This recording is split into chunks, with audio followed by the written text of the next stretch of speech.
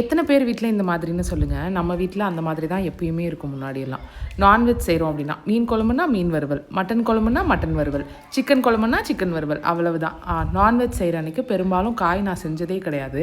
இப்போது இந்த ஹெல்த்தி ஹேபிட்டாக வரணும் அப்படிங்கிறதுக்காக என்ன நான்வெஜ் குழம்பு வச்சாலும் ஒரு காயாவது அட்லீஸ்ட் சாப்பிட்ணும் அப்படிங்கிறது ஒரு ஒரு இது மாதிரி எடுத்து நம்ம செய்கிற மாதிரி இருக்குது. நீங்கள் எத்தனை பேர் அந்த மாதிரின்னு சொல்லுங்கள். இன்றைக்கி மட்டன் குழம்பு, கேரட் பொரியல், அப்புறம் பாவக்காய் வறுத்துருந்தேன். மட்டன் வறுத்த சூப் வந்து ஃபஸ்ட்டே எடுத்து குடிச்சிருந்தேன். அது எனக்கு ரொம்ப பிடிக்கும். தனியாக நம்ம சூப்பு வச்சு குடிக்கிறத விட அது ரொம்ப பிடிக்கும்.